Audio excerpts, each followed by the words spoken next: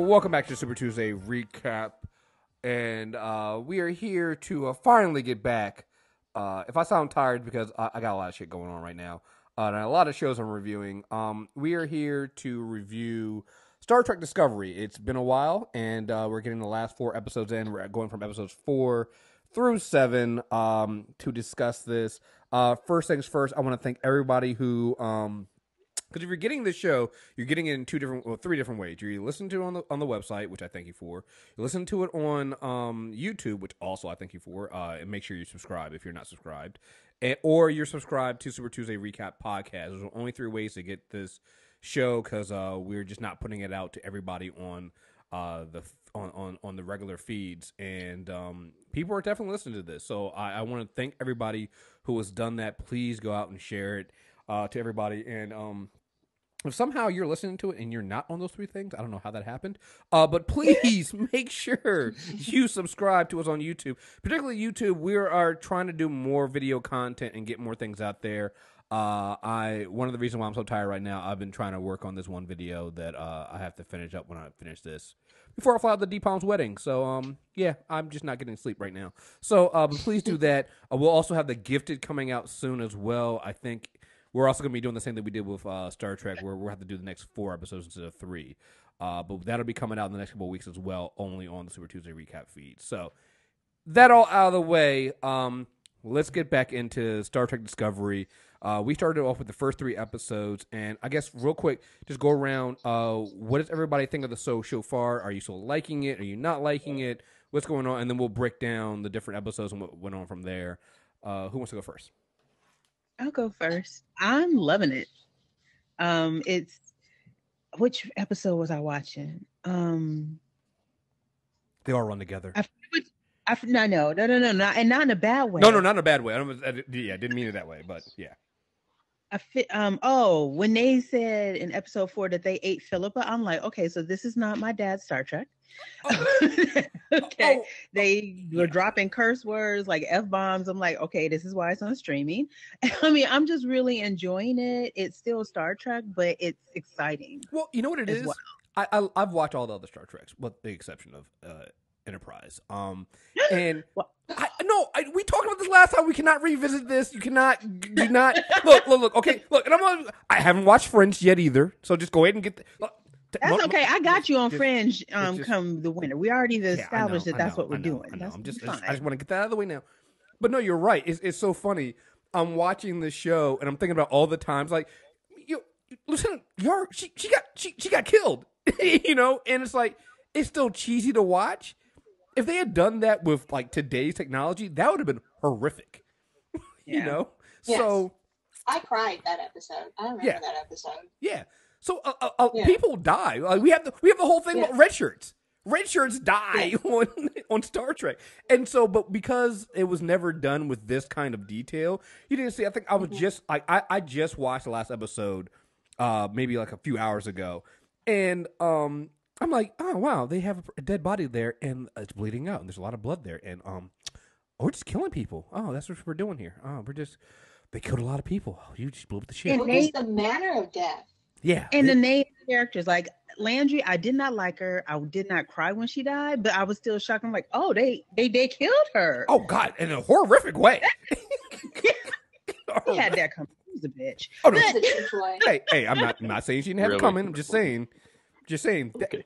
that was horrific. Like they pulled the. I'm like, well, did anybody else have that feeling in episode 4 where you're like, well, maybe she's okay? Maybe. Yes, I thought when we were looking over, I'm like, oh, she'll be fine. She just got to work for a few hours. He's like, nope. I was like, what? Because in other Star Treks, that's what you did, right? It's like, oh no, he's almost dead, but we just gonna rub some tussin on it, like that little get the tricorder and put some tussin and some space ice, and she'll be fine, right? No, they were like, oh yeah, she doesn't have any life signs. She's dead. I'm like, what? We doing what? You can do that? And real quick, T, you have been on the Doctor Who podcast with me. Don't act brand new. You know how I can be. Yeah. I will. Let me say, I liked the 4, 5, and 6. I did not like 7. But that's okay. Here's why I didn't. Okay, in general, it's not that 7 was a bad episode. I hate time loop episodes. Oh my God, what is wrong with you, sir? Those are like the In best general, episodes, though. I love that one. I watched that hate one 'em. twice. I mean, it wasn't a bad episode. It's just, not another time loop episode. Oh man. I think they did it much better this time around, where they just kind of skipped the explanation and just went to the events. Well, And yeah. So they, because of what is Andy Rock's character's name? Salmon. He just kind of figured out how to tell everyone the information faster and quicker to get them to believe.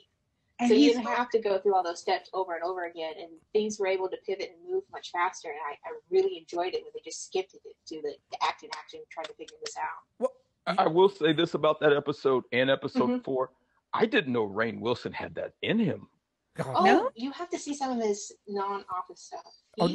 yeah. I haven't seen He had a Office Fox either. show for a while where he was like this Hold. drunk- I'm sorry. Pause. Yeah. What did you just say? Yeah. What did you just say? Did you say you did not Me? see? You have not seen Office?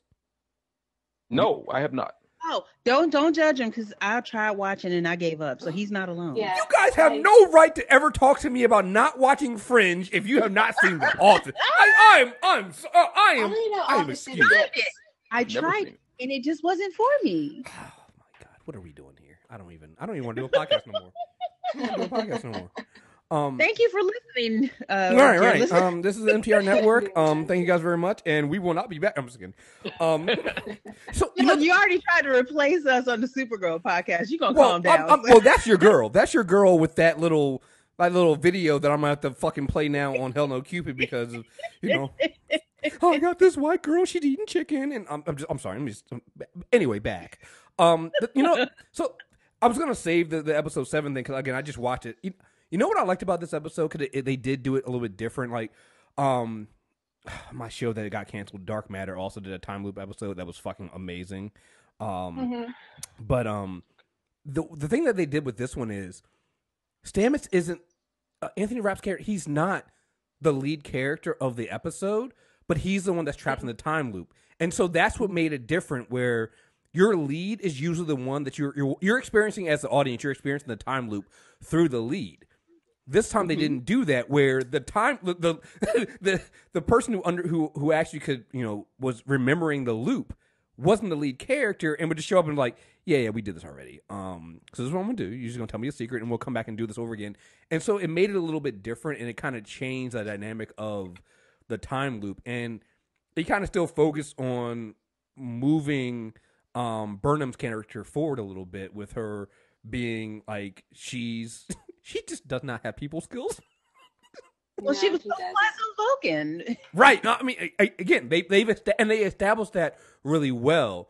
But you get this moment where it's just we'll get into 7, but like that's what I like about that one.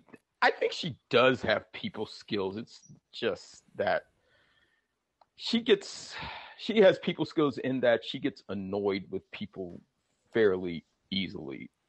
It's the Vulcan AKA, what did you guys call Tilly on the last one? Oh, 53%. Yeah, 53%. Yeah. Yeah, she's 53%. Yeah. I like Tilly. She's growing on me, but she's growing on me like, you know what? She's significantly less annoying than when she was introduced. Tilly is that, you know what it is? Tilly is that white annoying roommate you get who the freshman year, and then you end up sticking with them all 4 years. And by the end of the 4 years, she's like out there at the Black Lives Matter protest with you. And she's like the wokest person in the group. And you're like, I remember when you first got here, I was going to strangle you. And now you're like that's Tilly now. And I'm like, she's growing on me. And I'm not liking the fact that she's growing on me. And it's like, I'm getting really, I just hope they're not building her up for like the depth. It's obvious that. Oh, the killer? Oh, they absolutely. Yeah, for Michael Burnham's character, like, because if they're becoming friends, what would that do to that character? I don't think that. I honestly don't think they'll do that with Tilly. I think there are other ways to kind of do that, and go there. God, I can't believe I'm saying that, especially after the last episode. I think I hope they're not doing what that fan theory is floating around. Oh, what I don't even know that Tyler isn't who Tyler is. Oh, that he's. Are we going to get into this? I don't trust him. I don't trust him either. Oh no, So, I trust him and I like him and I don't know. Which is why this is why they actually, which is why I don't trust him. I'm like, oh Yeah. no. So I know we're jumping all around here, but like when they introduced Tyler and he's working so well, and especially the last episode, after the last episode I was like, man, Tyler and Burnham, they look good together. Hey, we're getting an interracial couple on TV that neither one of them is white.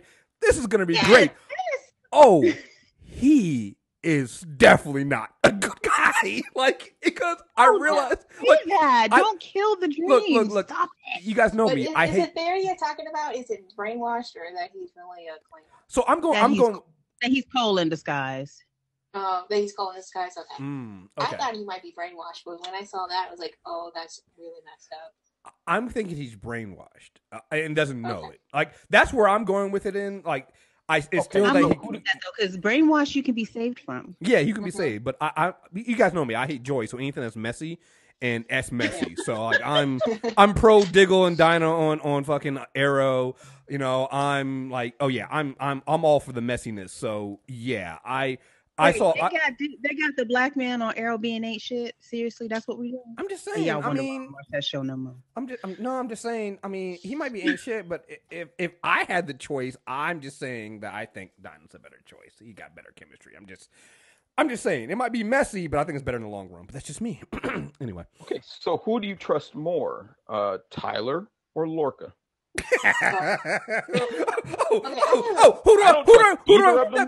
But if I had to trust one, it'd be Tyler. Who do I want to be president? I don't trust Lorca at all. Who do I want to be president? Pence or fucking Trump? I don't know. I mean, that's the question. Well, question about Lorca. Why is it just me, or does he seem obsessively, overly concerned with Michael's safety?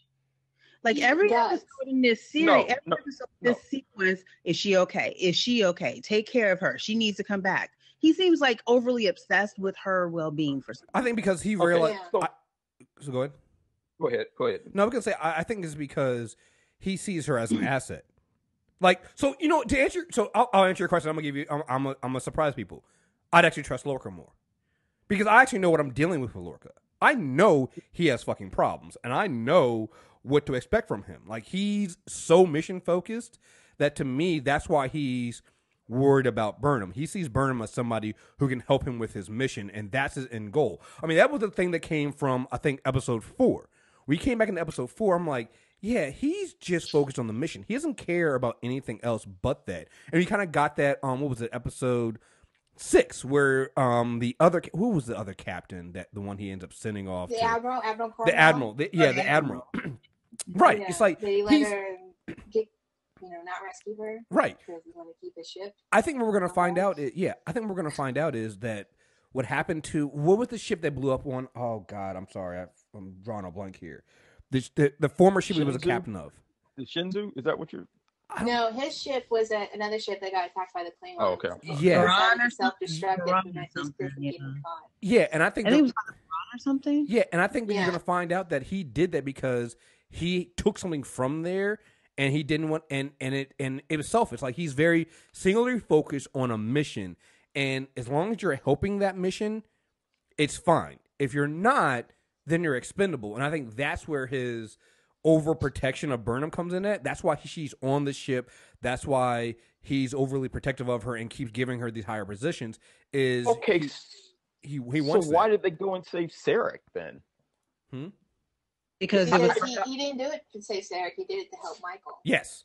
Right. I doubt that. I highly doubt that. No. He said that. He said, I don't believe him. I don't believe him. Plus, he found out about the peace mission, so that helps. I think Lorca only does things that help Lorca. Yeah, and that's and somehow that helps Lorca. I'm just not seeing how. Burnham. Helping Michael save her foster father absolutely helps him. It was absolutely because it was something she felt she needed to do. Right. And otherwise she saved her more to him. Because remember, she wasn't on her game because she was connected to his he was passing away. He was connected to that. Yeah. Like, if you go back and look at everything he's done, he basically, because I want to say, because even when he let her go, there's been several times in these episodes where, and again, the thing I love about Discovery is they're not subtle, because if you're watching, you see them and they're very direct with it. He told Tyler's like, yo, make sure she comes back. And then in the last episode where he sees Mud is there, he's like, hey, Burnham, don't engage. You get out of there. Like, everything he does is to make sure she doesn't get hurt. So even when he allowed her to go, he didn't want her to go, but she needed to go. He was like, yo, you make sure she comes back. Like, she's or important. Don't come back at all. That's what he told. Oh, and don't come back at all. Like, what the fuck? So yeah, I think that he's whether he sees her as part of a mission now, it might be something we don't know that he knows about her that we don't know as an audience yet, but there's something about her. That's the thing. Like, there's two incidents. We saw that in life where there was an incident that got her parents killed, and then there's an incident that we see the flashback of how she got connected with Sarek, where there was like a separate bombing where this logic group, which is part of the Star Trek lore, they did a little bit of it on Enterprise, that wanted to, kill the human. And why this particular human, beyond just being the experiment of Spock, as that one administrator said, where he had to make the choice between his son and Michael. Because they never really came after Amanda that way. Yeah. So I don't I'm thinking she might be eugenics, because they brought that up in this series. Yeah. Because there's something about her, unless there's a family connection of some sort between Sarek and her parents, and they just haven't revealed it, or he's honoring some kind of obligation, it doesn't make sense for this human child to be raised by Vulcans when she should have been gone to a family within the Earth. Oh, absolutely. Like, I think they had Starfleet, so it's not like they couldn't have taken her. Right. Exactly. Like she's human. I think her she back could have been fostered by another human family if she had no family. Like, her parents were like only children and there's nobody. Right, because they're like, oh well, I needed to show this. I'm like, but you're already married to a human, and you technically have a half human Vulcan child already. So why are you then bringing in a full human child to live through? Like, again, like you said, it doesn't make sense. It definitely doesn't make Vulcan sense and logical sense. So I think that's what's going on there, and the fact that Lorca knows, I think he knows more than he's telling, and he knows more about why. Oh damn, we lost DB. He knows more about why Burnham is special than he's letting on, and I think that's what's going on there. And again, I don't trust him, but I think he sees her as an into the me, and that's how he sees everybody. I mean, that was the thing you got from episode 4. It's like, yo, he is all about his mission. He's all about if it's about saving the mission, if it's about completing the mission, that's all he cares about. I mean, that's how you end up getting Statham to connect to the fucking drive, like force. Yeah, it's like what I appreciated that, because when they first introduced Stamets, he just seemed like a cold-hearted dude. And but is this Stannis? Let me finish. Okay. And the fact that he was willing to do that because he believed Michael and he trusted his partner, I was like, okay, this is a different dude than they originally appeared. He originally appeared to be in the pilot episodes. Yeah, and I think that's happening to a lot of these characters. It's like, I think they're doing a good job of float, because even with Lorca, because I think it might have been, there was one of these episodes where I'm watching, I'm like, oh, you know what? Maybe I'm wrong. Maybe he's not that bad. And then I was like, oh, no, he's definitely that bad. Like, they do this thing sometimes where you're like, oh, well, maybe they're not as bad as I thought they oh, no, he's that way, and I don't like that. Susie. Okay, well, just going back to episode 4 with Lieutenant Stannis, where he chose to make himself one with the mycelium force thing. Do you think, like, they showed the mirror where he's with his partner and they're talking about their day? Do you think that's like a hint to the mirror universe? I mean, he phased in and out. That's kind of what that creature does. I mean, did we get our Lieutenant Stannis, or did his personality just flip? Well, I wonder if he absorbed some of the characteristics of the tardigrade, having absorbed its DNA. It's not a predator, like they said. Yeah. But remember, also, they were saying that the tardigrade kind of existed outside of normal time stream.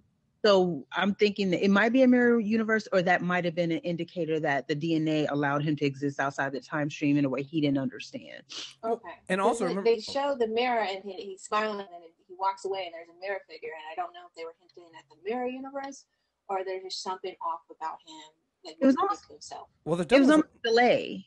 yeah. Well, there's definitely something off about him because in the last, and again, so I'll say it now, and then I'll get into the bigger point I'm going to get to.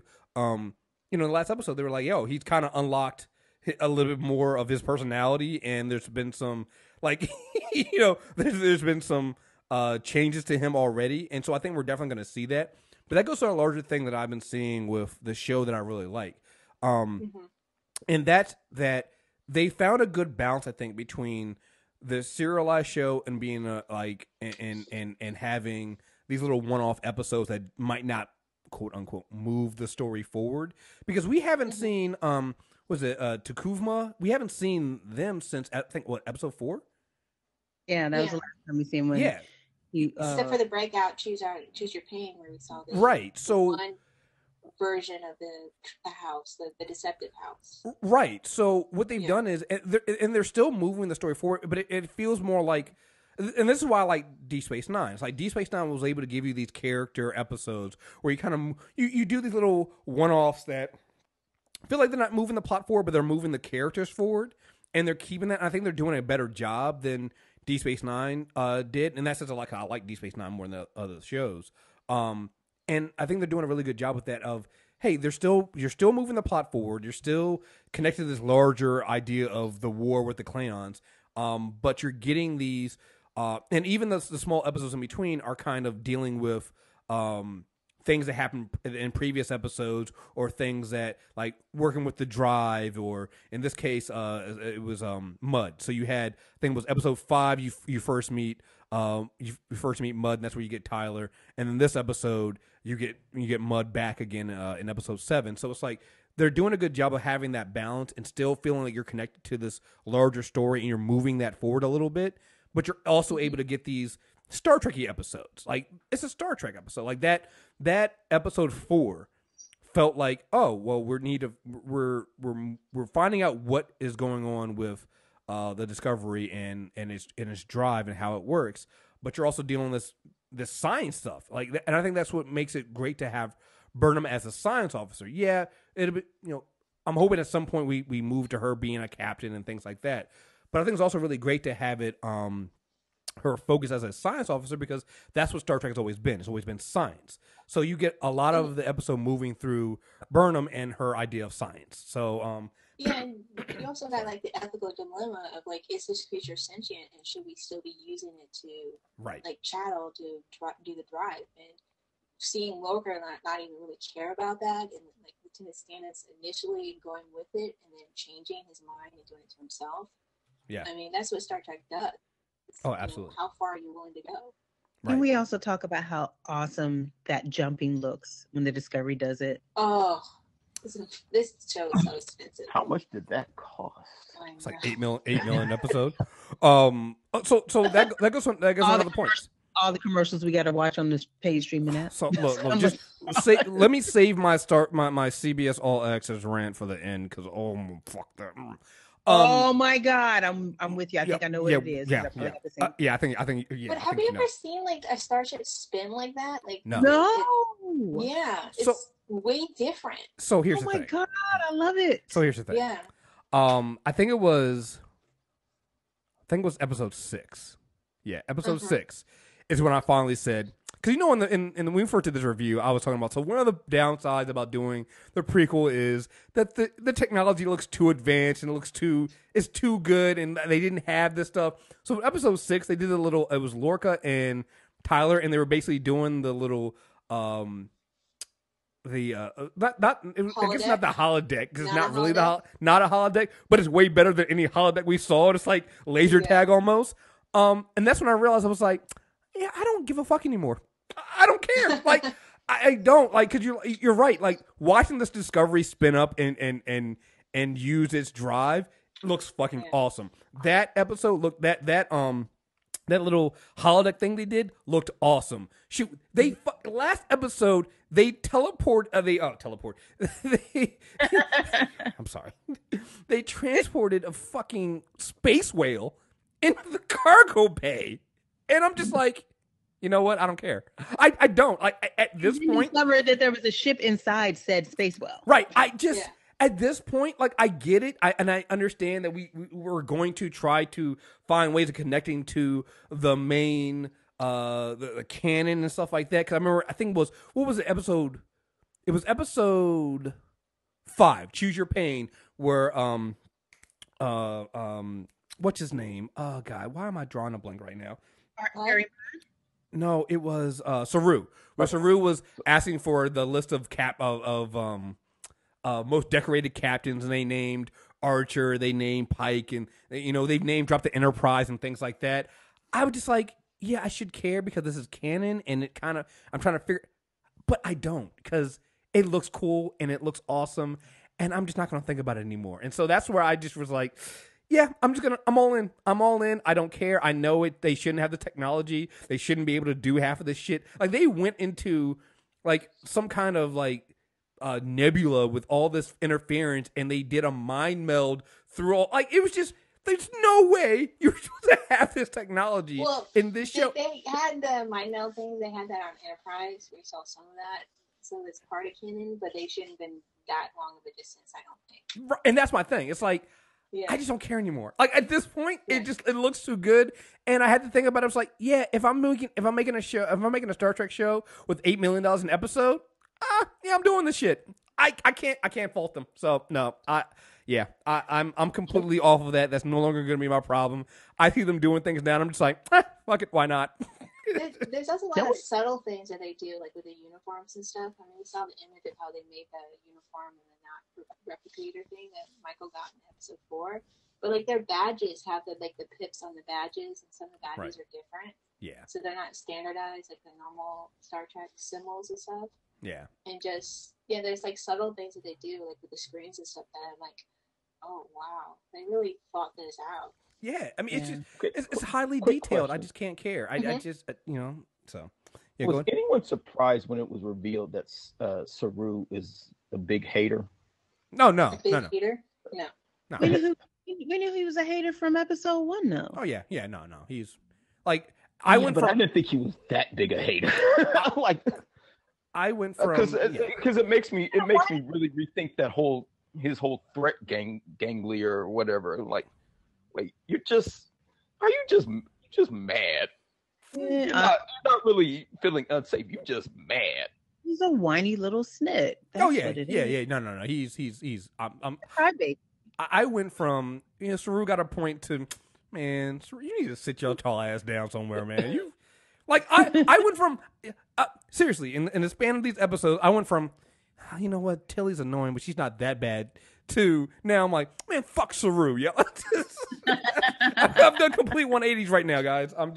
I can't help it. I really can't. But, no, I think it's, no, you're absolutely right. No, Saru is just, he don't get it. But it also, what I liked about it when he, so it goes back to, the Bring the Pain episode or Choose Your Pain episode where the captain's gone and he's left to have to make the decisions, and I'm like, yeah, this is why you're not captain. Like that's what I thought. Like he kind of took it as like, I made the right choice, and I think even Burnham was kind of like nice. It was like, no, dude, this is why you can't be captain, because you don't have that. The fact that you were actually going to try to have the computer take notes on your decisions and compare them, like you're the by the book guy. You're the guy who only has book smarts, and that's it. And when it's not in the book, you can't really do it anymore. And I'm so anti fucking Saru right now. I don't know. Yeah.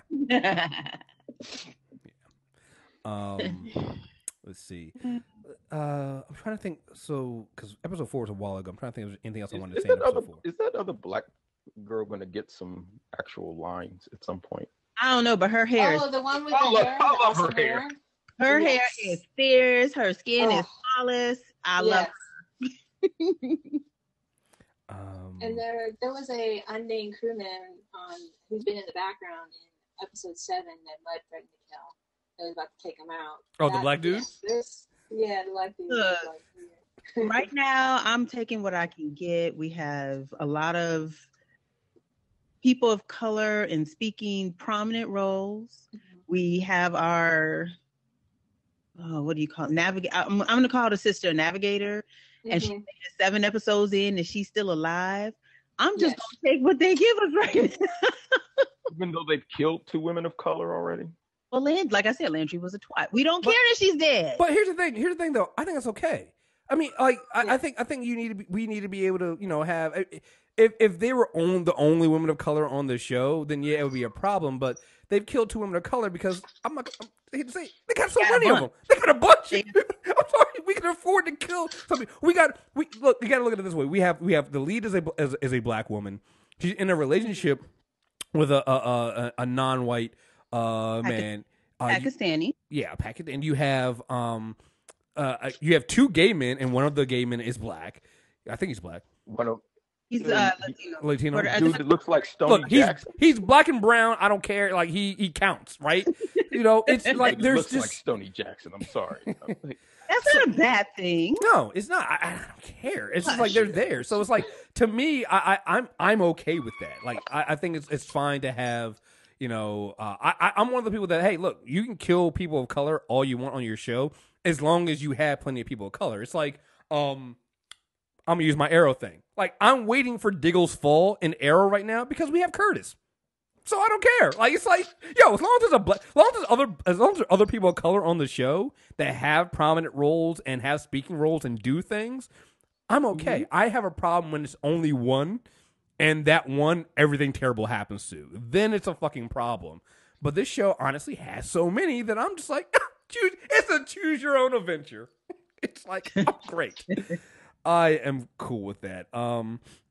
Let's see. I had yeah.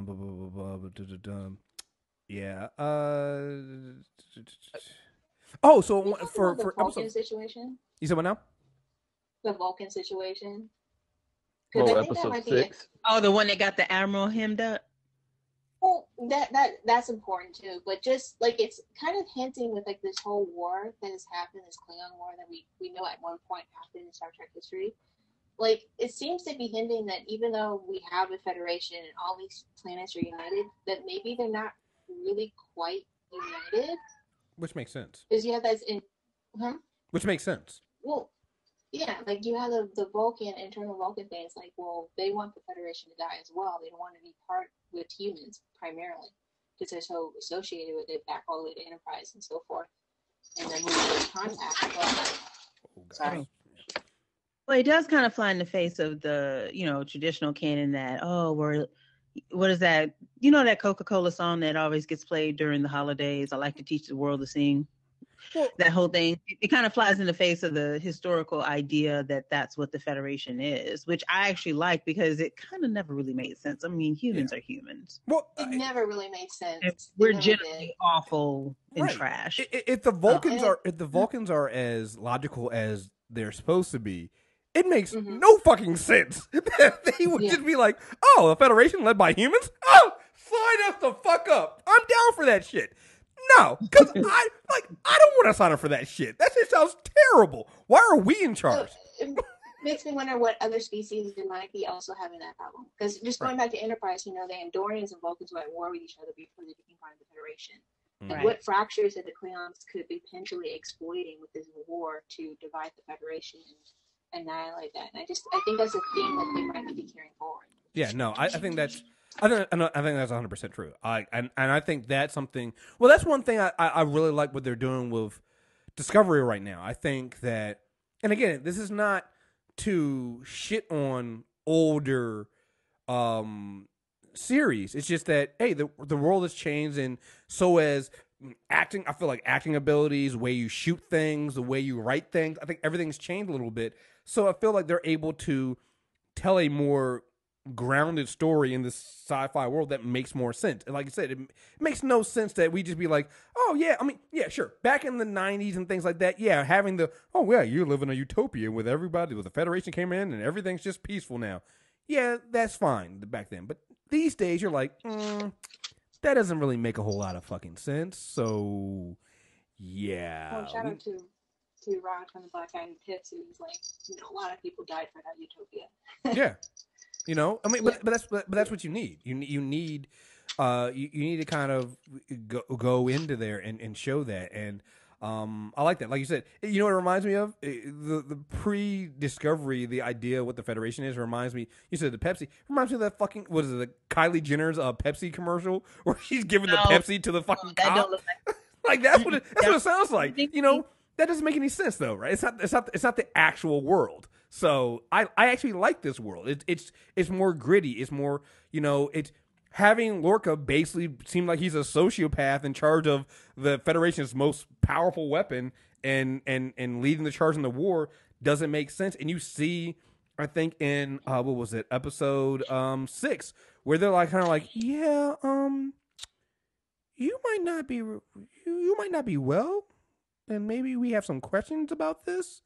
And I think seeing that, it's not all, it's not the rewritten history that I think we got in another series where it's just like, oh no, everything was fine. We fought some wars, we did some stuff, and now it's okay. It's like, it was a little bit more muddled than that. So, I wanted to go back to episode 5 when they took Lorca, and I was like, the Klingons are bold, because that was a fucking bold ass move. They showed up at the not too far from the starbase that Lorca was at when he was kind of answering to these other. Which, by the way, Lorca just he's a dick where he's just in this meeting with the other admirals and just being an asshole.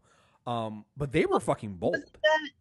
Was it that episode or episode 4 where they were calling in? The admiral called in and he just was eating. He's like, "Oh yeah, you caught me at a bad time," and instead of getting information, he kept eating. I'm like, dude, where is the respect for your superior officer? He doesn't have it. It's just, oh man, he's the white privilege captain, white male privilege captain. He doesn't give a shit. He was white manning it up this entire sequence of. Oh yeah, so good. But yeah, I was like, the Klingons were bold, man. It's like, yo, you just gonna jack the captain and do that? Oh, okay, not all right.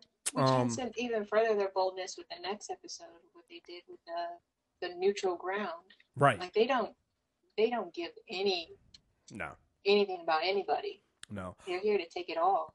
I did want to say in episode 5 that to me, it didn't make sense that they would send Discovery if they thought Lorca was targeted.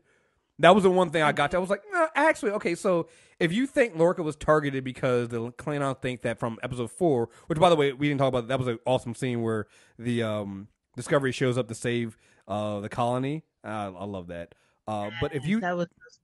Yeah. Again, another example of I don't give a fuck anymore that the technology shouldn't happen. I don't care. Like, it looked too good. But yeah, if you thought the captain of that ship, they targeted the captain of that ship to get information, why would you then send that ship to get that captain? It's like you would protect the ship. If that is your only ship, your only available ship with this technology, you would then pull it back. You would not so. Again, I get it because you have to do it for the episode, but it's one of those things I was like, that's not actually it's not a smart strategy there, guys. That doesn't make sense. So, what else I have for that one? Yeah, and then I just love the Philippa. Oh yeah, they ate her. Yeah, I'm so hurt. Yeah, I mean, at least they didn't show us. I mean, I guess that was one of those things that people were going, well, maybe she didn't really die. We didn't, is that we didn't see a body. Well, you didn't see a body because they ate her. So right. Yeah. So they I mean, if you see a body now, it's not going to be in the condition you want to see it in. So that and her will brought me to tears. Yeah. Oh yeah. The I liked how they did that. How Burnham didn't want to open it at first, and again, Tilly being Tilly was, yeah. So are you gonna open it? Are you gonna do it? Are you gonna open it? You need to stop. I will say I did not like that she gave it then to Saru, because Saru's a brown noser who doesn't deserve it. So yeah, you don't give it to the hater. You don't give it to the person who doesn't believe in you. Fuck Saru. Just have to throw it out there. But not like this guy. She doesn't realize what a hater is. She'd grown up around humans. She'd have known that, like, immediately. Yeah. Yeah. Well, I think she knows. I think she's. You know what it is? As much as we say that, as much as they say that Burnham doesn't care, I think she does. I think that's the thing about it. She actually does care, and she's overly worried. I think it's still her human part of her in kind of overriding some of her Vulcan stuff. She does care. She cares what people thinks of her, and it's one of those things of overthinking things because of her Vulcan upbringing. And it's interesting to see her do that. Like, you know, getting to episode 7 when she had the party, right? It's just like, I've been that person where I'm and I overthink everything, so I just stand there and observe. Like, that's what that is. It's, you know, she thinks that she doesn't have feelings, but it's just the opposite. She has a lot of feelings. She's trying to suppress them, and that's not you. So. We saw even more hints of that in Left when they were doing in the mind of Sarah, where she was telling Amanda she wanted to leave, but she was getting rejected. Mm-hmm. Like, she didn't want to be there, even though she was at top of her class. Yeah. Yeah. She had her. Yeah. Yeah. Which, by the way, I thought see her breakdown. Yeah. Which again, I think that was the realest Black experience ever. Yeah. Well, no, I don't know. Be twice as better than everyone, but still not get the job. So yeah, there's a nepotism. Yeah, I mean, in one case, yeah, I see it that way, but I think it's also just a different situation in that, man, I would never want to be in that situation. Like, first of all, he should definitely have told her, right, that's what went down, but that's a tough situation for a parent. Okay, listen, so this is what we're going to do. We're going to give you a choice. You can put one of your kids through this. You can put your adopted kid, or you can put your biological kid through. Yeah, the choice is yours, but only one of them is going to get the opportunity. Like, that's a rough choice. Like, and I think that he messed up by not being open and honest with Burnham about what happened. But at the same time, the fuck, man? Like, what kind of choice is that to give to a parent? You know? It's even worse that Spock didn't go. Right. Vulcan. Right. I know, and it was all for nothing. Right. God damn it. Right. And so then you find out that Spock doesn't go, and so it's even worse. Like, I get that Sarek feels like it's some great shame because he was put on the spot to make a choice. And honestly, I could think that most parents would probably make the choice he made. Like, you're probably going to pick your biological child.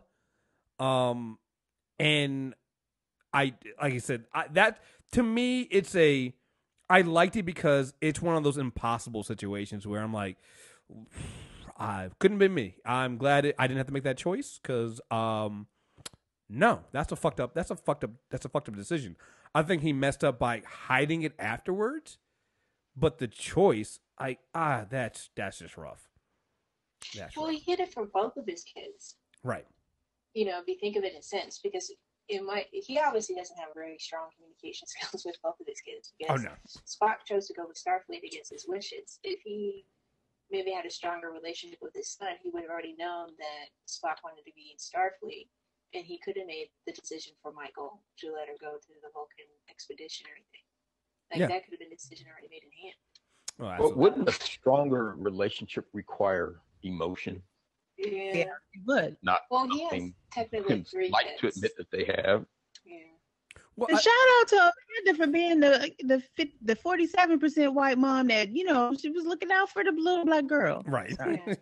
Right. But I think, like, you go tell them that she's good enough. Right. Now. Right. Get back there and get my baby into school is basically what she was saying. But I think that comes from the idea that he's fully Vulcan, and both his kids, one of them's not Vulcan at all, at least as far as we know, and, you know, his other kid is half Vulcan, half human. So yeah, in order to communicate with those kids, you would need emotion. But if, you know, they were fully Vulcan children, his method would probably been fine. Like, if Burnham and Spock were both fully Vulcan, then he would have been able to say, okay, I'm choosing your brother to go. And she'd have been like, that's a logical choice. And that would have been the end of the discussion, right? So I think or she wouldn't have said it was a logical choice, and she would have given a bunch of arguments as to why it wasn't a logical choice. And then they would have had a civilized debate, and then that would have probably been it, right? But neither children are well, she's not Vulcan at all. And again, you see that where she kind of she's having this breakdown of she not pretends, but she tries to emulate being Vulcan, but she's not. And it's very, yeah. And one thing I was thinking about, she finished at the top of her class, which I'm assuming there's a physical component to that,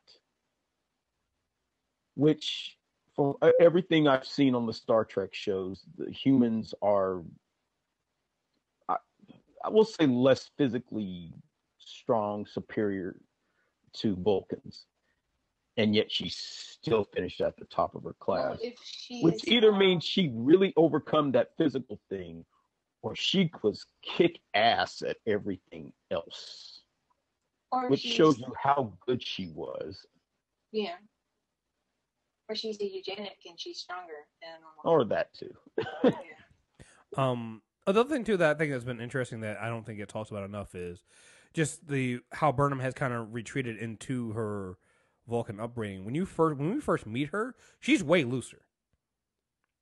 She feels more, like she's in tune with her human side. Since what happened to the cap, on the original ship, and Philippa was killed, she's kind of retreated into not having friends. Not, the secret she told Stamets was she had never been in love and all this stuff. She kind of retreated into this part where she doesn't interact with anybody, where you don't get that feeling from her when she was on the original ship. Like you feel like she was way more well adjusted, and I think we've seen that she's kind of retreated, kind of like when was it episode 2 where we saw her at the Vulcan Academy and Sarah could put the images of the attack up and she kind of freaked out. Yeah. Yeah, I feel like that's like she's the traumatic experience of what she went through has caused her to kind of go back and fall back to her Vulcan training and suppressing her feelings and trying to keep it all in, and it doesn't work. And you're seeing her like loosen up a little bit now. That's part of it, but also think about it. The last thing before they went on that away mission, that in terms of an actual like mentor-mentee conversation that Philippa had with her mentor, was her mentor telling her that she had greatly disappointed her. Oh, absolutely. That was the last conversation that she had, and then her mentor winds up dead.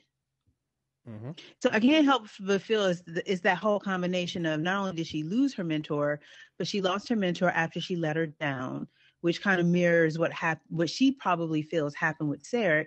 Mm-hmm. For so long, she thought she had disappointed Sarek, and then she gets sent to Starfleet. So there's all these disappointments, and each time she seems to, like you said, she retreats. Mm-hmm. And I think, you think this happens whether Philippa dies or not? Let's say Philippa comes back from the mission, okay? You think she still retreats back into her Vulcan upbringing? No, because they have a chance to discuss the issue and resolve it. Yeah. I'm not quite sure that gets easily resolved, though. Well, no, it's not going to be easily resolved, but there's a chance for them to start working back through it. Right. For her to there's a chance for her to regain Philippa's trust and respect. Right. I mean, she might not be a Starfleet officer, but she can still, get that trust. And I think it's also a thing of you're seeing her. This is not just a mentor. It's almost like, again, if there's one thing I would like to see more of how that. I would like to see more flashbacks of how her relationship with Philippa kind of developed. Like, because when we saw that when she first came onto the ship, she was still very like she was very emulating being a Vulcan.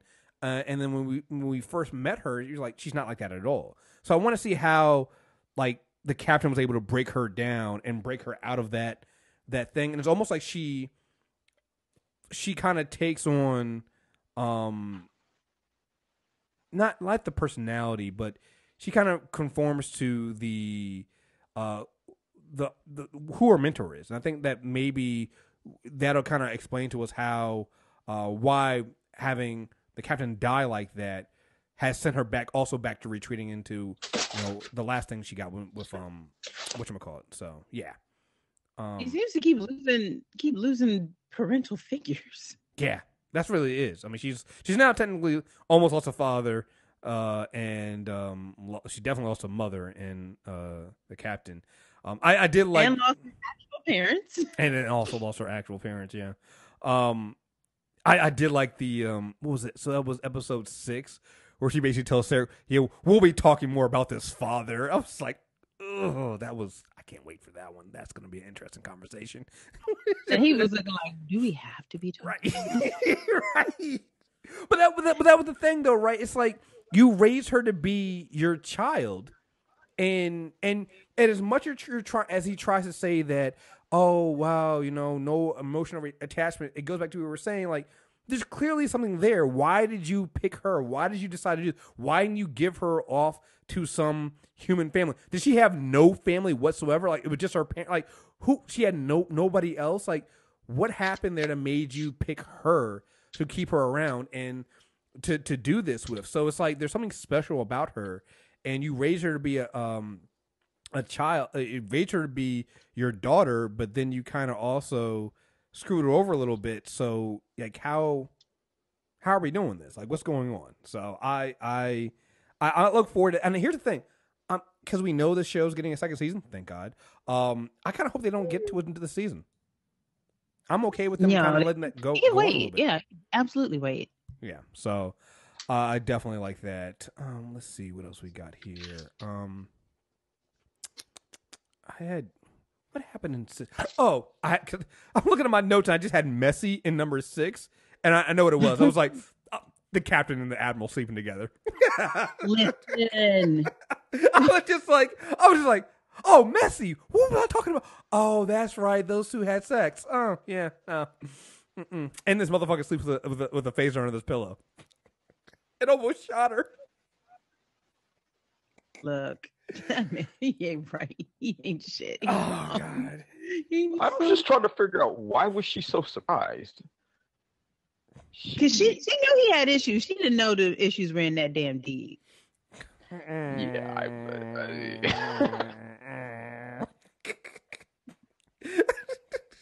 the dick was too good. That's what that was. Because she knew better. She shows up on the fucking ship. She knows this motherfucker ain't right in the head.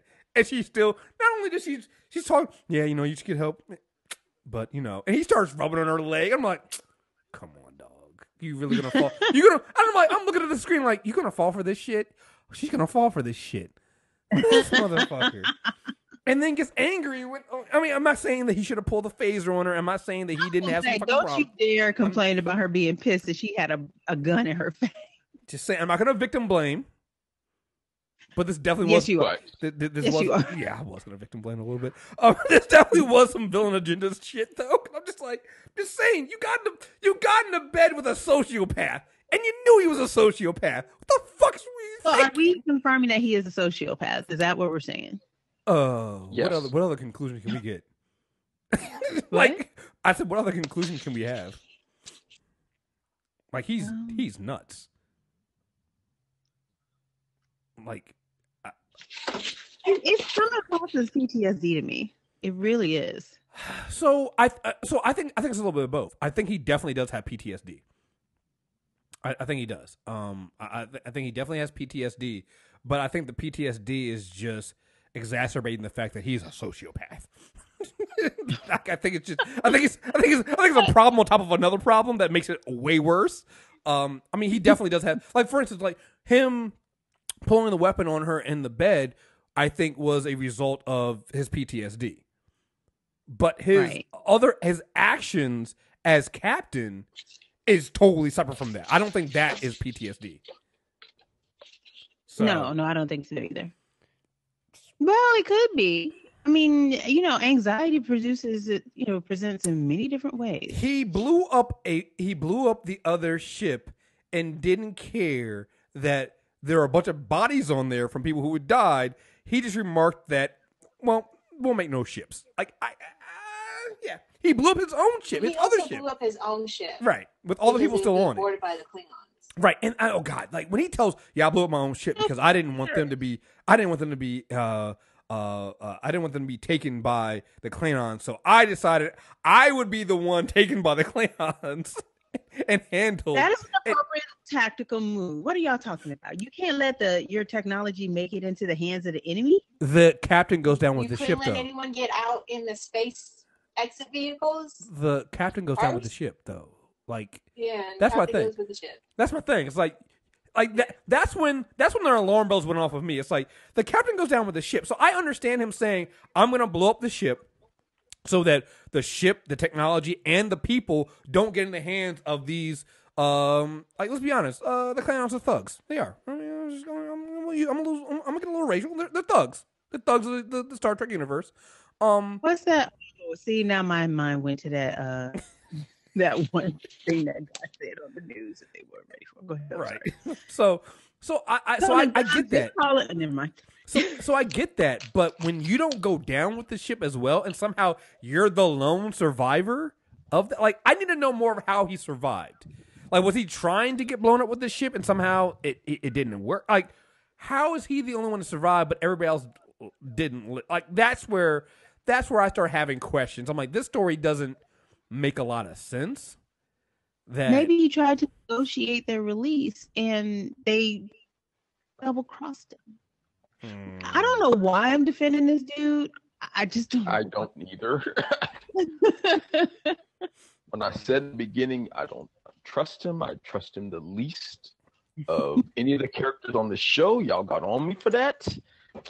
And yet, we're having this conversation. I don't judge me. And then that goes into when you have Ash. You know, it's like this is a guy who was stuck on that prison ship for what is it, 7 months? Yeah. I think? Yeah.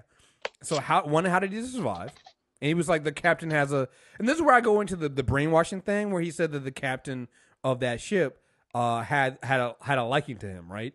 So it makes you think that maybe he was brainwashed. So if he does end up betraying the Discovery, it won't be technically him in control. Yeah. But like, I'm definitely suspicious of him because, again, how did you survive? Like, we know how much survived. We know how much survived. Yeah, that's how I survived. I get to pick other people's pain. Right. That's how I live. Right. But Tyler never said that he did that. Right. So how did Tyler? How? So I'm very suspicious of how he's able to be around that long, and what's going on. So I definitely suspect there to be something going on with him because it doesn't make any sense. And then Lorca turns around and makes him chief of security. I'm like, what the fuck, dude? Like, come on. So Tyler's the Grant Ward of this show? No. No, because like I think the Grant Ward thing came out of nowhere. This one we're all like, oh no, this motherfucker definitely did some shit. Like something's going on. I hope I'd rather be brainwashing than that whole theory that he is Cole. I will rage quit the show. Well, but if it is Cole, they kind of hinted it like he's supposed to make sacrifices and he's going to the houses known for deception and lies. And that's where the prison ship was. So they did lay the groundwork for that possibility. And we do know from Deep Space Nine that the Klingons did change their appearance, but they don't talk about it. So they have that technology. Why don't you like me, Hillary? Why do you say these things? Yeah, I don't know. Why do you hate me? Sorry. I'm just saying, you can rage, but they hinted it. I just think it's brainwashing, personally. Yeah, I think it's brainwashing. I think the Cole thing that's going a little. That to me would be a big stretch at this point, because I don't know how that would work, but we'll see. The other thing too is like to go with the idea of Lorca being something like he didn't kill the captain of that ship either. The Klingon captain. So everybody else got killed. Why didn't she get killed? Well, just some things to think about. He's a character. They couldn't kill her off. I don't know. Let's see. I like that stuff. I'm trying to think if there's anything else major before we get to the last episode. 7. Anything in 4 through 6 you guys can think of that we didn't really talk about that really stood out?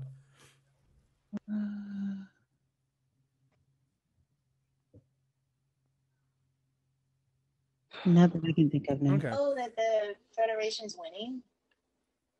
Oh yeah. But really, Yeah. I found that very interesting. Yeah. Yeah. And like I said, I'll be interested in seeing when we get back to seeing what's going on with the Klingons, because we did kind of take that a backseat after the episode. I think 4 and even with 5, you got a little bit of it, but not a lot. So, and we know that they now at the end of 6 have the like. I literally had in my notes after the messy thing. I was like, oh, he's gonna kill her. Like the whole thing of I'm gonna leave and I'm gonna tell them about something. I'm like, yeah. No, he's still gonna be captain of the ship, so he's gonna either kill you or do something like that. And I actually thought that Lorca had ratted her out to the Klingons. Oh, like he knew this was gonna. I don't think he knew. No. So before it happened, I thought that's what happened. I thought he was gonna rat her out, but when it happened, then I was like, no, I don't think he knew. I don't think that he knew it. But his decision to not go after her was definitely one of those. If she survives, she survives. He picked a convenient time to start following the rules. Right. Is what it is. Right. Well, and you know what's going to happen is when she goes, well, I'm just saying, well, you told me not to do this because I did this last time, so I'm just following orders now. So what is it? Do you want me to break the rules or do you not want me to break the rules? I can't just break the rules for you, can I? You know, so yeah. I thought, but again, I like that. I like the idea of, because I think that making him be the one to rat her out to get or having her killed. Like I thought there was going to be a bomb on the ship or something was going to happen, right? And when it didn't, you thought it was going to be diabolical. Well, yeah, and I was like, and then when it didn't happen that way, I was like, actually, no, this is better. I like that it wasn't that blunt, and that it was just something as simple as, yeah, she's in trouble, but what can we do? You know, just following orders. Got to stay our asses right here, you know. So, yeah, I thought that was, just like, yeah, that's they're gonna eat you. That's what they do, apparently. Hey, Philip, but that still hurt. I don't think that's man. hurt. Yo, you know what would have been worse? Because I think at one point, was it 4 where there was the kind of the revolt on the ship, and I think the female Klingon is eating like a giant drumstick. Which, by the way, I just love the fact that no matter where you go in the universe, there's always a giant drumstick, either a turkey leg or a fucking chicken leg. It's always there. Yeah. It could have been worse, and it could have been like eating like it could have been like a human leg. They could have really nailed it home. Leg. Oh my god! Right. Picking Starfleet uniform out of their fucking teeth and shit. Oh god. Anyway, so episode 7. That's the latest episode, and another thing that I really loved about this episode, I actually like the party scene. And the reason why I like the party scene is they have to play that damn Wyclef song. I know why they did, but come on. Couldn't find a better song than that damn Wyclef song. Okay, hater. Okay, go on. Okay, hater. But that was some intense hate, sir. Are you okay? Right. I hate that song. I'm sorry. Hate. Okay, shit. What did that song do to you? Right. Did you need a hug from the song? Right. An apology? Right. Sorry, I know that was. Who hurt you? Wyclef hurt me. But this is why I like. You know why I like the party scene? I like the party scene because it felt natural. Normally, when you have Star Trek scenes and they're in the party, they're all still in their uniform. They're all stiff. They're all like, it's not like this is how you guys party. This is fucking whack. The music is sucked. The music is always like some like classical music or something, or techno or something like that. This was like a legit party. They were getting drunk. They were getting lit. Like they were having fun. And I was like, this feels natural. Feels like a natural, actual party. You know? A party in which, you know, when Burnham shows up and she's in her fucking uniform, you're just like, yeah, you kind of stand out a little bit. Relax. Put your hair down. Like, you know, get real. Like, I don't know. It felt it felt right. You know, it felt like it was just a realistic type of thing you would see on a ship where they're at war. They're at war and they have some downtime. They're having a crew party. And I like the whole lead up to it where Burnham talking about how she doesn't have friends. She doesn't have, she's having trouble with interacting. She doesn't know what her relationship with Ash is and all this stuff. And she's like, I'm facing my biggest challenge tonight. And it's a fucking party. And you're like, yeah, this is not your scene. I don't know. I really enjoyed that. Yeah. Should we read something into the fact that Ash gave that little speech and he'd been on the ship maybe 2 minutes or not very long? Well, I think because we don't know how long he's been there. I don't think that we know how long time has passed, right? So who knows what they've gone through since then? Because if it's been like a couple months, then maybe. Because he seemed to know he knew enough about he made a great speech. He made I love the fact they actually showed a disabled member of the crew, because that's something else they don't usually show in these type of things. So it's like, I don't know. I feel like he's actually been there enough. He's already gone on one mission that we saw. So I feel like Michael's monologue was meant to indicate that time had been passing. You're right. Right. I feel like it was designed to say, okay, we've been. It hasn't been like months. Like, I don't think the Admiral, she'd be dinner by now if it had been months, but I'm thinking at least 2-3 weeks have passed. Right. And again, remember, this is a ship. She even mentioned, I think, in her little monologue that, hey, the ship is on the front line of the war and, you know, they're doing a lot. So who knows? And with him being the chief of security, which, again, I think is ridiculous. Like, that's what I have more of a problem with than him giving the speech. Is him being like, oh, yeah, he's been in that prison ship longer than he's been on the ship. And he's already now chief of security. And you've given him all the security codes. This motherfucker hasn't been debriefed. He hasn't been like, so what did they tell you? He hasn't been checked out by a psychologist. Nothing's happened. It's like, hey, you know what? We played a quick game of a laser tag. You want to be chief of security? Sure, why not? Like, that's just what it is. I'm like, whatever, okay. So it kind of makes sense that if he is chief of security, that he would have been through a lot, and he would know a lot of these crew members and gotten to know them. And so that made sense to me. Him being chief of security, though, is one of those, y'all just gave. What's the motherfucker that just got right? What's the dude who just got off with Burdall or something like that? The dude who got captured in Afghanistan or something like that. It'd been like if instead of court marshaling him and getting him a dishonorable discharge, we were just like, you know what? Make him an admiral and put him in charge of the Afghan war. Let's go ahead and do that. Like, no trial, no debriefing, no none of that. We don't know if this motherfucker was snitching. We don't know anything, and I'm just like. Okay, but it also fits with Lorca. It fits with what he does. Reckless. Because he did the same thing with Burnham. Like, she's now officially, you know, the science officer of the ship. You know, he does this kind of thing. So it makes sense. It wouldn't happen. Like, when Mudd was like, who are you? He was like, I'm like, apparently she's not even in the ship manifest. She's not. She's like, who are you? It's like, you're just a random nobody. It's like, no, I'm Michael Burnham. I'm the one who started the entire war. It's like, really? No, I checked. You're not. Can we talk about that death scene? Back up to that. Can we back up to that? Because people keep blaming her. I'm still trying to figure out how she started the war. Oh no, it's bullshit. Oh, I'm sorry.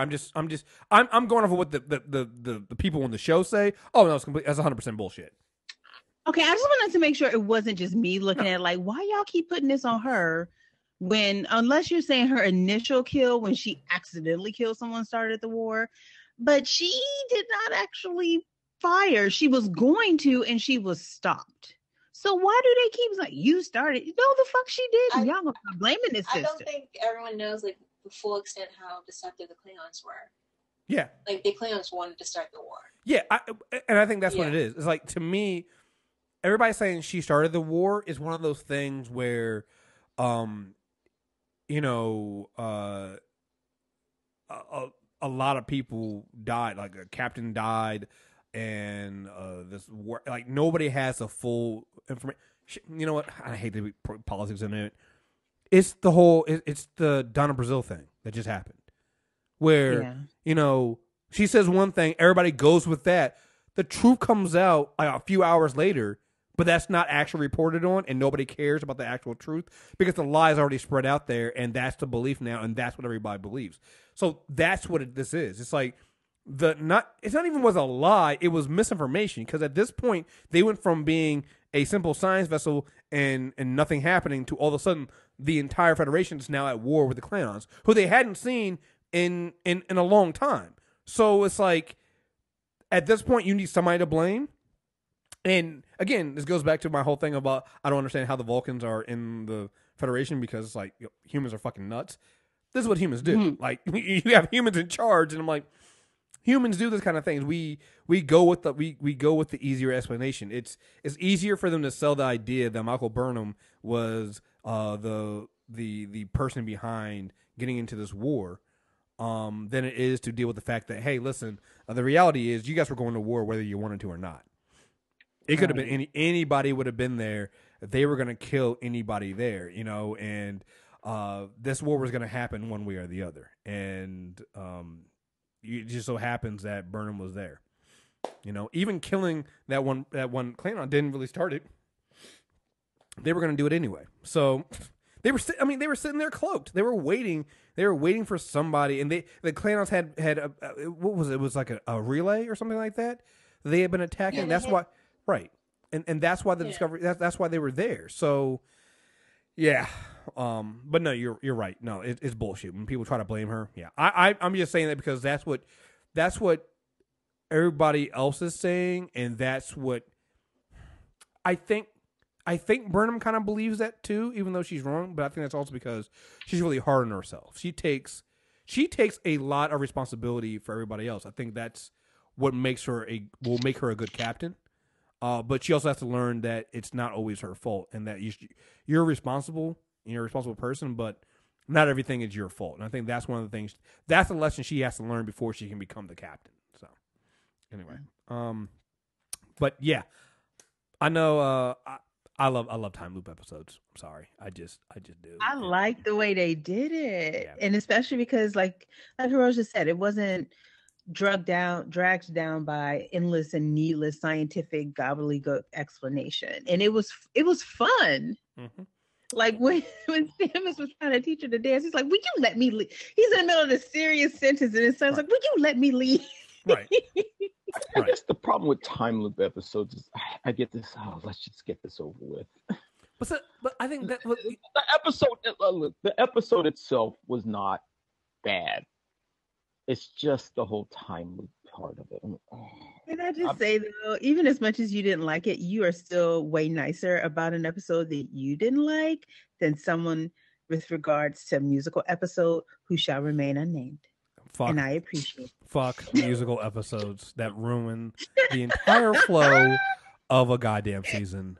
They're terrible. I'm sorry. I will always stand beside that. Because you know what? At the end of the day, this was still a good episode. You might not like time loop episodes. That was not a good episode. And you know what the crazy thing about it is? Both episodes depended on love.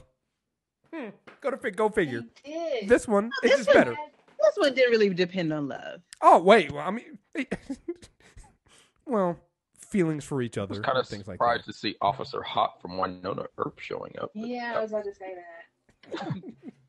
Well, okay, so who's a better bad guy, Mud or Q? Mud, because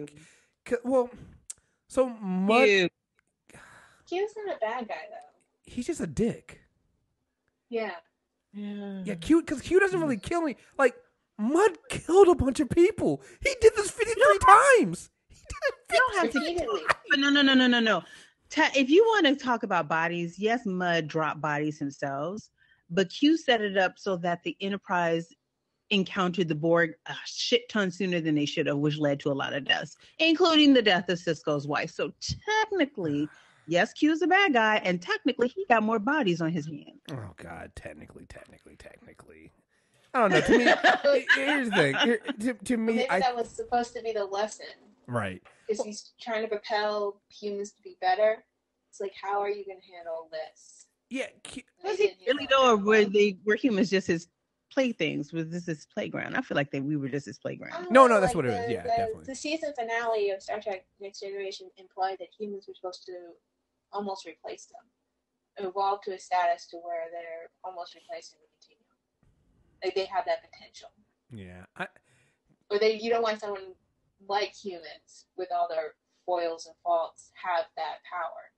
Yeah. I mean, I just, you know what it is? I never really saw Q as a villain.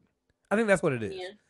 You know, I saw him as an annoyance, you know, but not like a actual like bad guy. Like he's one of the things that shows up and you're just like, fuck, we gotta deal with Q today. All right, somebody, it's like, you know what? It's like your in-laws coming over that you don't like, and you're just like, fuck. All right, fuck. All right, we're doing this today. Let's deal with it. All right, we're doing it. Mud, on the other hand, is like, you're an evil son of a bitch. Like, what is wrong with you? Like, are you seriously? Like, he was going around. He's probably going to be back in future episodes. Oh no, he's gonna. He's gonna be. You can't. Because he was a recurring character. I want to say he was a recurring character in the original series, wasn't he? Who was he? Mud. Not the actor. He was only in one episode. I don't remember.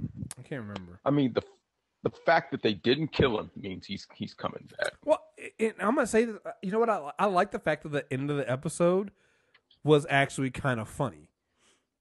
Like, because actually, I specifically typed in, "This is the end we're getting." Boo! So, I get that. Like, I can't even. I'm not even gonna try to sit there and say that that's not a legit response. The reason why I liked it though is because it felt like a Star Trek episode. Like, this is what happens in other Star Trek episodes where something ridiculous happens and then, like, literally the loved one shows up and you're just like, you're coming with me. Like, this is what, sorry, we created all this mess. We're going to take him and we'll make sure everything's okay now. And it's like, okay. Like, and that's my only reason why I can defend the end of the episode, because it reminded me of so many ends of so many other episodes of Star Trek where you're just like, yeah, we tried to kill a bunch of people, but we're gonna end on this like nice note, and it's gonna be fine. You know, and that's just gonna be it. Nobody goes to jail. Nobody gets vaporized. We're just gonna end it. Because if you think about it, in the last when they did it the last time, nobody died. So technically, he didn't kill anybody. So they couldn't really, you know, they could get him on trying to steal the ship, but he hadn't technically killed anybody at that point. And so I don't know, man. It's I can't really defend the episode outside of the fact that I just liked it for nostalgia purposes only. So, and real quick, Harry Mudd was in 2 episodes of the original series. The first time he appears, he brings on 3 women that seduces all the male crew members, and then the second time was a year later in another episode. So he was on 2 of the original series. I was going to say, I feel like he appeared a couple of times during Kirk's run. And then they had him in the animated series quite a bit and stuff like that. Oh yeah, you're gonna bring Rainn Wilson back. Like, he's definitely gonna be back. I mean, he put a ship inside of a space whale. I mean, come on. It's like, and again, like, I like how they didn't go into. By the time you first see him, he had done this already a few times to get to that point. You know. And so I like the fact that they didn't go back and try to show us that. The only time that they went back and showed us anything was when he went back and showed us all the times he killed the captain. With one of those times being, you know, that was hilarious. That was awesome. So when he about the captain and his weapons. When he transported him into the vacuum of space and then watched him die that way, yes, that was awesome. I'm not gonna lie, that was fucking amazing. Oh god! Like that whole, and I like how they shot that scene too, right? Because they would show him killing the captain and then doing something else, and the captain coming over from another angle and doing, like, I loved how they shot that scene to begin with. It was just fucking awesome. I loved it. It was great. You know, again, shows you off how well they technically are when it comes to shooting the show, the time and attention they put into it. Like, it was all just fucking great. So. Yeah. You gonna say? Can we talk about the mad scientist Lorca with his weapons? Like, he had dark matter grenade balls. Oh, I know. Weapon chest. Because he's a sociopath. That Michael Burnham ate to order to reset the timeline again. Oh, which I saw coming a mile away. I was like, oh, she's gonna. Yeah. Lorca wasn't a sociopath. Yeah. Which one of you said that? I think there are many people who collect weapons. That does not make them sociopaths. Yeah. This is definitely one of those things where, the people go, you're gonna be talking to Lorca's family, be like, "Oh no, I just didn't see any indication that he was gonna be this kind of way." Well, he had dark matter like, grenade balls, and that was well, I didn't know anything about that. He has an entire. We said this it was like what episode 3. He has an entire room that he keeps all his shit in. Like he had the little a creature in there. Like no, this guy's fucking nuts. Like I'm sorry, this captain is definitely a second amendment that believes that you can have. Yes, it's about my rights. Yeah. But yeah, I was like, oh, that was like, oh, I didn't bring that. That was actually on the ship. That was like, oh, that's a next level crazy there. Yeah. Dark matter grenades. Do you even know what this does? I mean, just oh god, yeah, he's yeah. Nobody's gonna talk about that though. We're not gonna talk about how. Okay, all right, cool. No, he's fucking crazy. He's fucking crazy. I'm just saying. All right. Anything else we gotta say for this? No, I'm looking for. Are we getting 13 or 16 episodes? I can't remember. I thought it was 15. 15. I think it's 15. Oh, but it's two more. It's 2 more until a break. They break, and then they go to January. So So it's a streaming service. Just drop them Netflix style. What's wrong with you? Okay, great. Thank you for reminding me because I was going to end the show. Yes, thank you. You already put the stupid commercials which kept freezing on the app. Can we talk about that? Thank you, and that is why I hate the CBS All Access app. What the fuck? If you're going to put fine, you're going to put ads in there. And first of all, if I'm paying for a service, it shouldn't be that many ads. Like, it plays like 3 or 4 ads per break, and there's a ton of fucking breaks. So at $5.99, that's way too expensive. I know people are going to go, well, I pay for the no ad thing. You're paying $9.99 for one show. That is absurd. Real quick, the ads. The ads on $9.99 as well. It's not even like the 10, 15 second Hulu type ads. No. It's like full 45 second to a minute ads. Yeah, and then they, like you said, then they freeze, which is driving me crazy. So you're watching an episode. I hate how you get to a commercial break, instead of going right into the ad, somehow on their app, it doesn't work that way. It has to then pull the ad down, so you get the spinning wheel to pull the ad down. Then sometimes it doesn't work, and it freezes, and you have to back out of the app, come back in to restart it, then watch the last, 30 seconds of the last part of the show you were watching, then it tries to do it again. I remember, I don't know if it was when I was watching episode 5 or 6, I had to do it 4 to 5 times before I could get it started again. It was driving me crazy. And I'm paying for this. I'm paying for this. It is absurd. Put that on the desktop too. Yeah, I mean, the app is terrible. I'm sorry. Yeah. If you're gonna make people pay for this stuff and put an $8 million an episode show on it, where's the money going to fix your app? Which brings me to a point. Shannon and I have talked trash about this app, but now I want to officially apologize to the CW app, because even though it gives you 50 million 11 commercials, they all play and it doesn't freeze. So CW, I'm sorry. And it's free. So you know what? I'm getting free. Throw your ads in there, especially since they work. That's fine. Yeah. It's a trash app. And I don't understand what their model is for doing their ads and things like that. And it's fucking bullshit. And I'm still waiting to see what they're going to announce to put on the show while the show's, when the show comes back, again, you're going to only have maybe 6 more episodes, so maybe be a month and a half, and then what happens then? I did see that. I think is it Jordan Peele's going to reboot the Twilight Zone? Okay, okay, but that's still not going to be enough to really, sell an app. I don't think. So what are you guys doing? I'm so close. Now that I know it's getting a second season, I'm so close to canceling and bootlegging the rest of the season. It's still the #1 bootleg television show out there. Yeah, and then you hear that the Orville Game of Thrones. Right, and then you hear that Orville got picked up again for a second season. I heard it's actually good. I didn't hear. Only reason why I didn't watch the Orville is because I heard it wasn't good when the first episode dropped, but apparently it is good. So I might check that out. But that's on Fox, and it's getting a second season as well, and it's got to get strong ratings as well. So I'm like, imagine if CBS actually put this on their network. Right. And again, you know what? You would change the show because CBS does things a certain way. You're right. And we wouldn't get, I don't think it would be as intense as it is. I was about to say, the one thing I would say that I do like about it being streaming is you get the blood, you get the language. It seems more mature. I do like that, and that definitely would go away. But they need a better app. They need a better app. This is you can't. I'm sorry. Go ahead. It seems like they're more concerned with keeping the shows not being ripped than they are having a good app. Right. If we look at the background with this app, that seems like it's what it's designed for. It's not to be ripped. Instead of actually just streaming the show. Which is stupid because it's getting ripped. Yeah. It's getting ripped.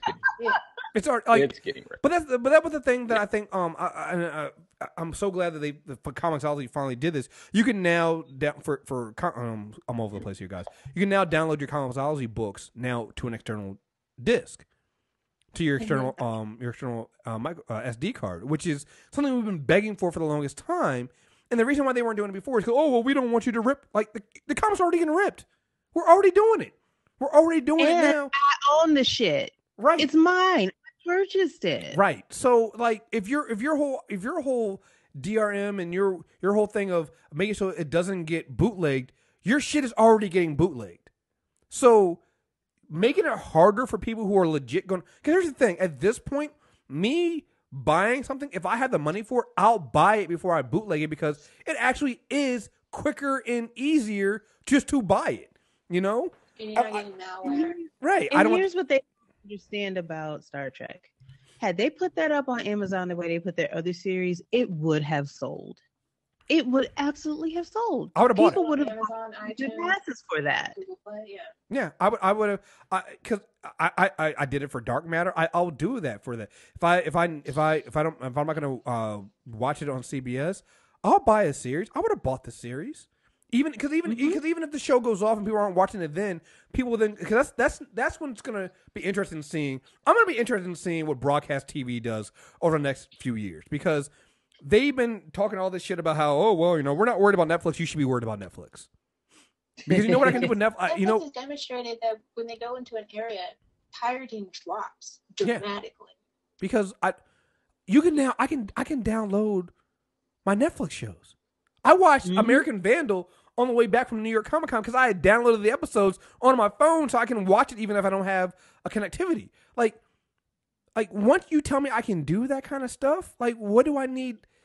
I'm gonna be real interested in seeing when broadcast TV understands that you can't do this. Like, I think Star Trek Discovery, even if you don't give us the entire season, if you ever given us the first half of the season, and breaking out that way, something like, or let's say you do 3 episodes at a time, something like that. I think is a better model than trying to give us one episode every week. Me having to go and wait every week to watch this show, which feels like it's a better show to binge because it feels like and it's produced like a Netflix show, right? They put enough money behind it that I'm waiting on it to be that. Like this isn't. I don't know. It's their whole model is stupid to me. Well, and the truth of it is, though, I purchased the first 3 seasons of Rebels through Amazon because before I moved, I did not have Disney XD. So what wound up happening is I purchased season 3 right before season 3 started. Even though it came on week to week, I had to wait each week to get my episode, but it was still fine because I didn't have to fight with commercials, number one, but I had it and it played just fine. So they could still do a week to week and I'd be okay. It's the app. Like I said, it's the app. It's the way the commercials are screwed up. It's not functional. They rushed. Yeah. I feel like they rushed. They did. And the model is out there. I know Amazon, I have Tick is broken up into farts. Yep. Where they drop 6 episodes and then they drop another 6 next year. Yep. I think they expect some of them in January or something like that. Yeah. Yeah. And not only that, but I think what are they going to do once the show is done? Are they going to put it on Netflix? Because there are shows that are the reason why they're popular is because you can stream them. Like Walking Dead became popular after the 2nd or 3rd season because it came on Netflix. Breaking Bad got saved by Netflix. I think Riverdale got a huge boost. They were talking about in their numbers for live TV because of Netflix. I don't understand why they're fighting this. Yeah, the CW drops their shows on Netflix within a week of the season ending. Yeah. Yeah, and they have higher ratings the next season when they do that. They gain viewers. I'm gonna tell you right now, so widely. CBS is not gonna do that because they're gonna hope that people hear the good news about Star Trek Discovery and then pick up the app to watch Star Trek Discovery. Which I'm like, that's not how that's gonna work. People are going to hear the problems folks have been having with the app and be like, never mind. Or they're gonna bootleg it. Mm-hmm. You know, like if they were, you know what they were smart, if they would do is, instead of trying to force people to come in and pick up CBS All Access after the season drops, that's when you should put it on Amazon. Mm-hmm. Put it on Amazon then, and then just let people buy that show. I think it's gonna be stupid. Like, you know, I've been seeing all this talk about, you know, when Disney's doing with their streaming stuff and how they're taking everything off and people are like, I think Disney's going to be way smarter. Like, I think Disney already understands. Like, Disney because here's the other problem with CBS All Access, right? They're like, oh, watch Star Trek Discovery and you can get the other Star Treks on there. I'm like, but the other Star Treks are on Netflix right now. So what do I need CBS All Access from? Like, you have no reason for me to have All Access. Disney already, well, it's got people panicking. What they're doing is actually smart. They're like, oh, listen, you guys do not shop any more of our properties to anything else. If you're going to do something, it's got to be on something we already own, because they're consolidating their stuff now before they start their service, which makes sense. That's how you're supposed to do that. CBS didn't do that. They didn't get all their ducks in a row because some of them they don't own, right? So they couldn't do that, and so it's like, well, what are you going to sell with the app? I like I said, I think Disney is going to be really smart with their app, and they're going to not just have stuff, the old stuff. Disney's going to do a lot of original content and have it ready by the time their app comes out, which is going to make people want to buy it, which is not what CBS did. CBS now is trying to scramble, because now that basically what they did was Star Trek Discovery was like was basically their experiment.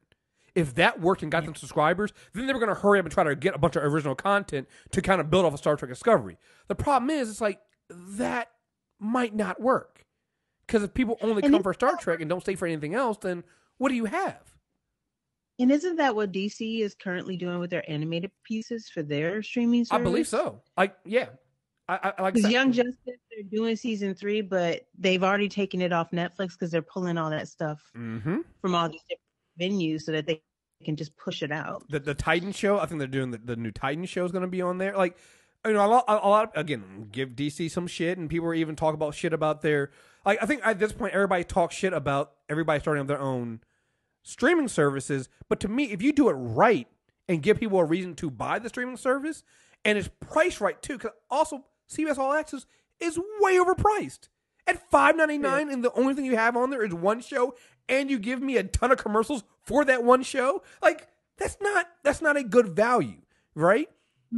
I pay $7.99 for Hulu with commercials, but again, I never spend more than, I think the longest commercial break I've had is 90 seconds, but that was 3 or 4 commercials in that 90 seconds. Right. Well, but and not only that, were like full minute commercials. But not only that, but like Hulu, Amazon, and Netflix, all of them have, like, Hulu has I know because I have screen short. We're gonna have on premium Phenom and I are gonna be reviewing Future Man, a new show coming out on their show that drops in 2 weeks.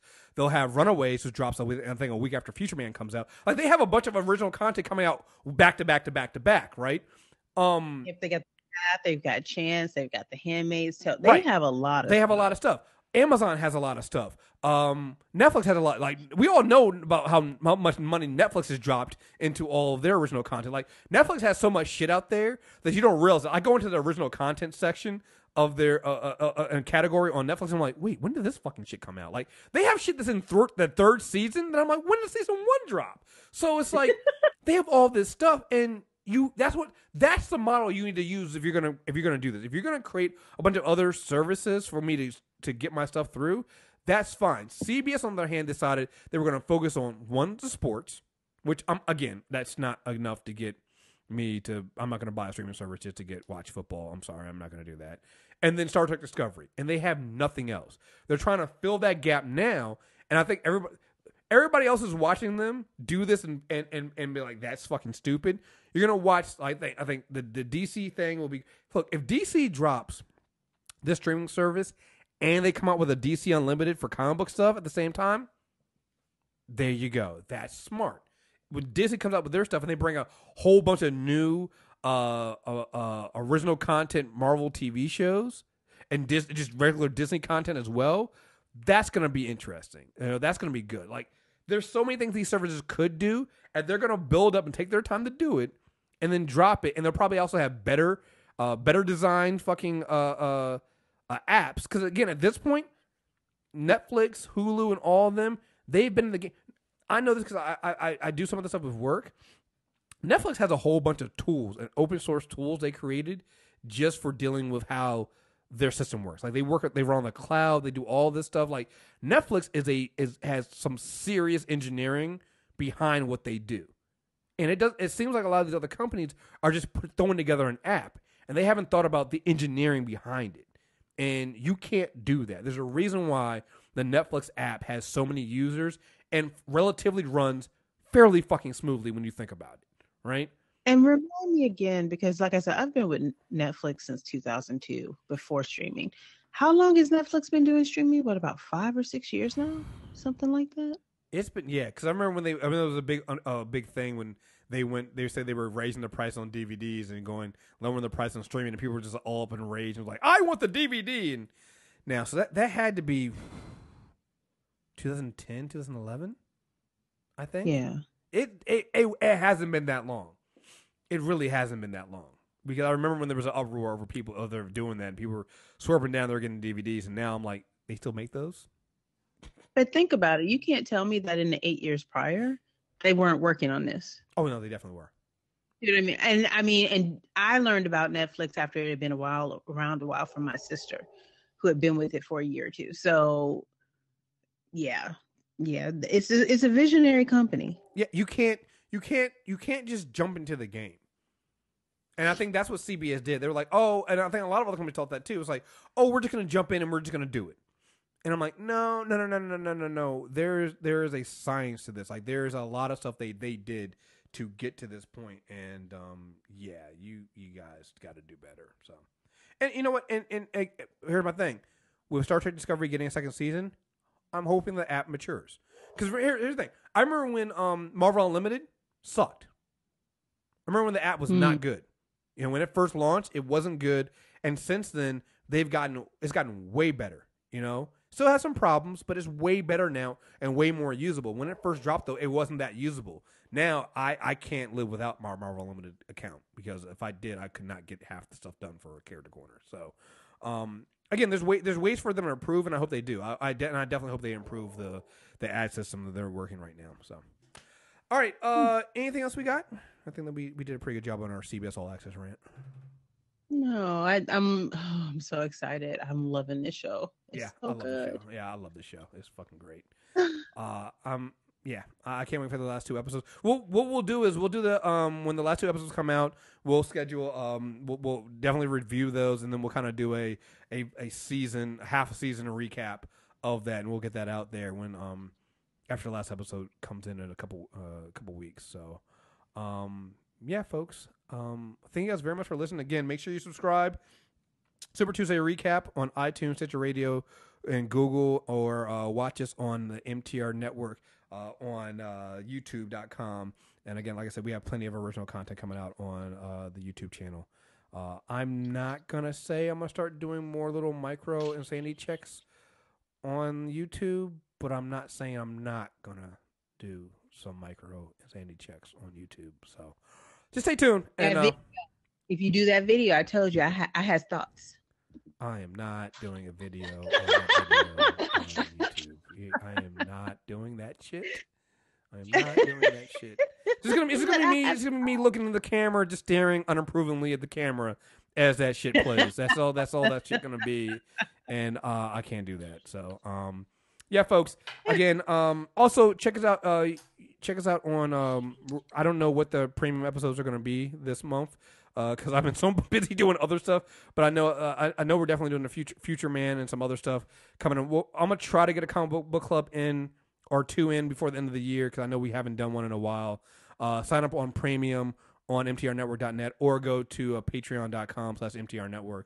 And for the Patreon users, I'm going to start putting out some of the back episodes as well on Patreon. So to keep you guys updated on that stuff. So again, folks, thank you guys very much for listening. And until next time, we're out here. Peace.